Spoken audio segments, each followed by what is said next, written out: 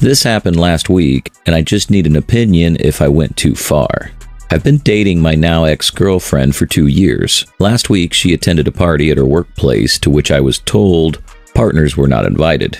I'm a trusting individual, and I didn't mind her going out and doing her own thing without me there. One of my colleagues at work is married to a woman who works with my girlfriend. At around 9 p.m., he FaceTimed me and showed me my girlfriend kissing a guy passionately on the dance floor and later heading out with the same guy. I was mortified and tried calling her, but she wouldn't answer.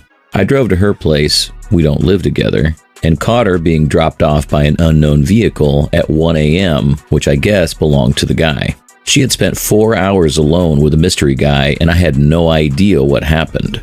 The following day, she called as if she hadn't just come in from screwing a random dude. I asked her if she had a fun time with the guy she left the party with. She sounded like she choked at that. She tried to play it off and kept denying she went anywhere, that he was just a colleague who gave her a lift, and I'm insecure for assuming the worst of her. I shut her down and told her I was in front of her place last night and saw her getting dropped by him after midnight. She immediately started making excuses. I was drunk and we didn't have sex, we just talked. I wasn't thinking right, etc. I told her I wasn't interested and we were done. I told her to come and pick the stuff up she's left around my place and to give my things back to me. She started pleading with me to give her another chance, but I ignored her. She kept texting me that if I loved her half as much as I claim, I'd be able to look past this. And now, here's where I might be the a-hole. She relied heavily on her parents financially because she had a lot of debt. Her parents were covering her rent and other expenses while she used majority of her salary to pay off the debt. So I called her stepfather and told him of what happened and that I've ended things with her. Her stepfather hates cheaters because his first marriage ended in cheating. So he went mad. He removed his financial assistance and told her to go to hell, basically. I know this because my ex called me and ripped me a new one how I've ruined her life. Her friends keep texting me and berating me for being vindictive. From my point of view, I feel like I had every right to handle things the way I see fit, considering how she didn't respect our relationship. But I'd really like an opinion. Am I an a-hole? Now for some comments. You're the a-hole. Breaking up with her was completely justified given what happened, but calling her stepfather and getting her cut off financially was vindictive and unnecessary. You escalated the situation in a way that was meant to punish her beyond the relationship ending. It's understandable to be hurt and angry, but this was taking it too far. You're the a-hole. It's one thing to break up with her for cheating, but it's another thing to intentionally ruin her financial stability. You had every right to end the relationship, but calling her stepfather and causing her to lose financial support was a spiteful move. You didn't need to involve her family and make her life even harder than it already was. How did you write all that and not realize you're the a-hole? You were right to break up with her if she cheated, but going out of your way to get her financial support pulled was shitty as frick. It seems like you wanted to hurt her as much as possible, which isn't a healthy or mature way to handle the situation. You should have just ended things and moved on instead of trying to destroy her life. Story 2. I, 35 female, married my husband, 56 male, 5 years ago, and his family has been awful to me and our son, 7 male, because I was the other woman. His ex-wife dragged him through a 2-year-long contentious divorce and got the house, pretty much everything he owned except his business, and an exorbitant amount of child support. I did give birth while he was married to his ex, but they were separated and filing for a divorce.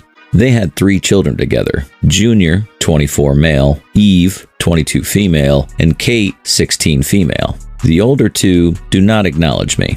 Kate is not rude because she generally stays with us every other weekend, but she will not talk to me if she can avoid it. Our 7-year-old Brady has cerebral palsy and is nonverbal and non-mobile, so they use that as an excuse not to develop a relationship with him at all.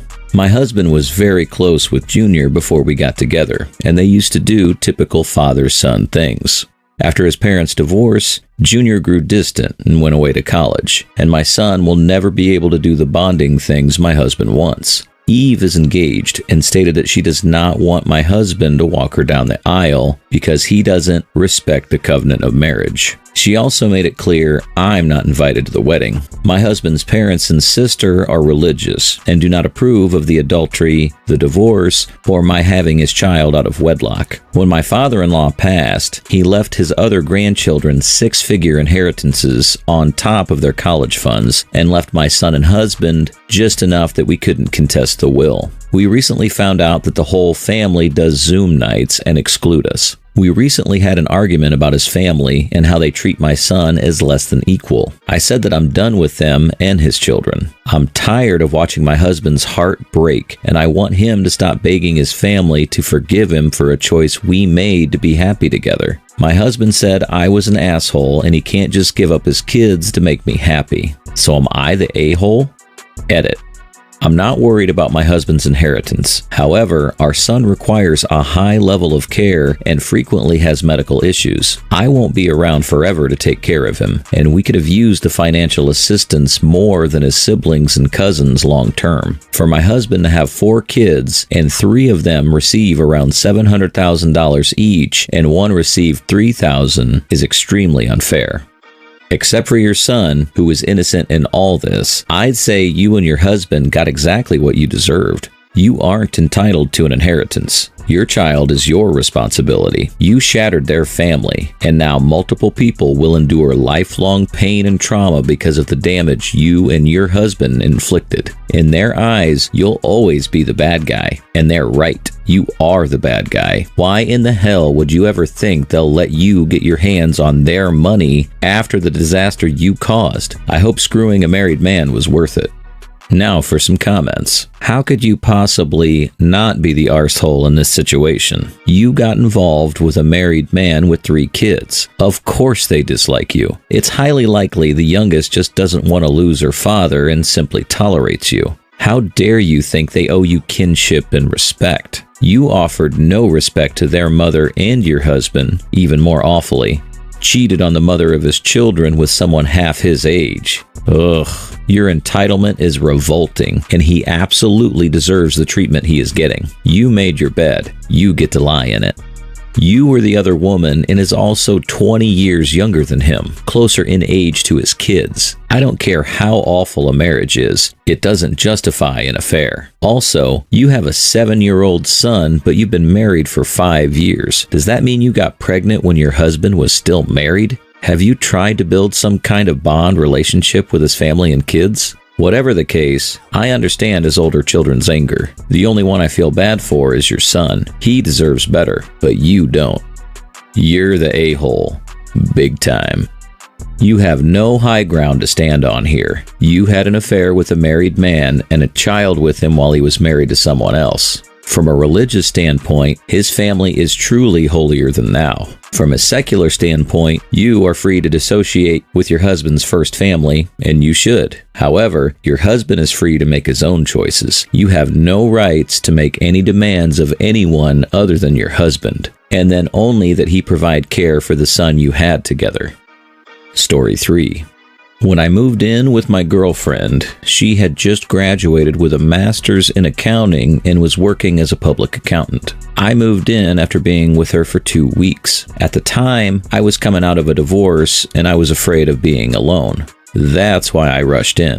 Before I moved in, she told me about her $80,000 in debt. She was making $60,000 a year. I stepped up and said I would pay the rent and utilities so that she would have the extra money to pay her debt down. It's 30 months later now. She quit her job 10 months ago because she didn't like the workload or the people she worked for. She wanted to get a CPA to make more money, she said, and she wanted to quit so that she could have more time to study for the exam. I supported her decision. Then she did not study very hard, took one part, failed, and decided to get a new job. She interviewed a few times. Then she decided to stop looking for work. Just told me one day she doesn't want to work.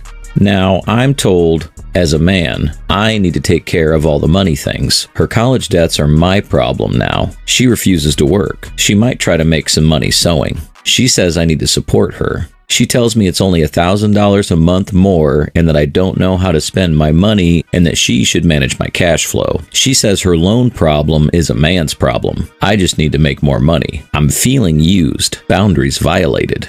I think I should leave? Update. First off, thank you, people of Reddit. You spoke with a unified voice. Your message was loud and clear, and I am looking for a new place faster than I was before. I'm gonna take time to live the single life. Read more, meditate, water fast, work out, eat vegan, make more money, and in time, try again.